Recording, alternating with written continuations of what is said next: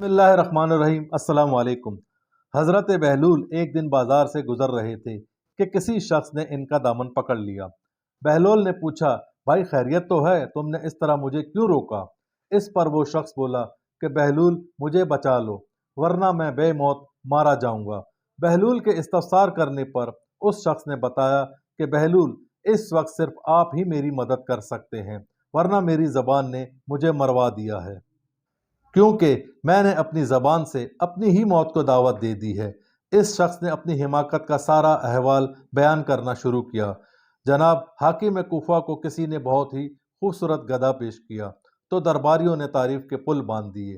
किसी ने कहा यह बहुत ही आला नस्ल का गधा है, तो किसी ने कहा इसे बहुत ही अच्छे तरीके से सदाया है और ये बहुत ही चाको चौबंद गधा है। इस तरह मेरे मुंह से भी निकल गया कि गधा शक्ल से दानिशमंद लगता है, इसे पढ़ाया जा सकता है। बस ये कहना था कि मेरे मुखालफों ने मेरी बात को हवा दी, तो इस पर हाकिम कूफा ने मुझे हुक्म दिया कि जाओ गधे को पढ़ाओ और अपना कौल सच साबित करो, वरना कत्ल कर दिए जाओगे। जनाब बहलूल, अगर मैं ये बात पूरी ना कर सका तो बेमौत मारा जाऊंगा। बहलूल ने कहा, फिक्र की कोई बात नहीं है, तुम्हें मैं ऐसी तरकीब बताऊंगा कि तुम बच जाओगे, बाकी अल्लाह रब्बुल इज़्ज़त को जो मंजूर। मुकर्ररा मुद्दत के बाद हाकिम कूफा ने उस शख्स को दरबार में तलब किया और तमाम लोग पढ़े लिखे गधे को देखने आए। इस शख्स ने गधे के सामने एक किताब रख दी। गधे ने किताब के सफ़े पलटना शुरू कर दिए। जब किताब के तमाम सफ़े उलट चुका तो अपनी आवाज़ में कुछ कहने लगा। लोगों की समझ में तो कुछ न आया, मगर ये तस्लीम कर लिया कि गधा पूरी किताब पढ़ चुका है और अपनी बोली में किताब को समझा रहा है। हाकिम वक्त ने इस शख्स को इनामात से नवाज दिया। फिर वो शख्स खुशी खुशी बहलूल की खिदमत में हाजिर हुआ और कहने लगा कि इस इनाम पर आपका हक है, अगर आप ये तरकीब ना बताते तो मैं अपनी जान से भी जाता। बहलूल ने वो इनाम इस शख्स को ये कहकर वापस कर दिया कि इस पर सिर्फ तुम्हारा हक है, मैंने तो सिर्फ तरकीब बताई थी, गधे पर तो तुमने मेहनत की है।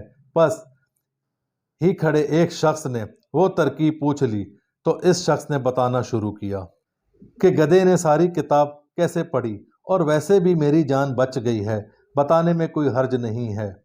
तो जनाब, मैं गधे को सारा दिन भूखा रखता और शाम को वो किताब गधे के सामने रख देता और इस किताब में जौ डाल देता।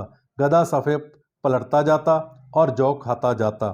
एक हफ्ते के इस अमल से गधा इस बात को समझ गया कि खुराक इस किताब के अंदर सफ़े पलटने से मिलेगी। उस दिन भी गधे को भूखा रखा और दरबार में हाजिर हो गया। किताब गधे के सामने रख दी और जौ को इस किताब में नहीं रखा, मगर गधे को इस बात का पता नहीं था। गधा सफ़े उल्टाता गया, मगर खुराक ना मिली और किताब ख़त्म हो गई। यानी गधे ने सारी किताब पढ़ ली, खुराक ना मिलने पर गधे ने अपनी आवाज़ में हाँकना शुरू कर दिया। दरबार में मौजूद तमाम लोग ये समझ बैठे कि वाकई गधा किताब पढ़ने के बाद हमें समझा रहा है। तो दोस्तों, सवालों के जवाब मिल जाते हैं, मगर इसके लिए कोशिश करनी पड़ती है। बेशक अल्लाह रब्बुल इज़्ज़त हर मसले को हल कर सकते हैं, बस ज़रूरत इन अहकामात पर चलने की है। चैनल को सब्सक्राइब करें, वीडियो को लाइक करें और अपने गिरदो नवा के लोगों का ख्याल रखें।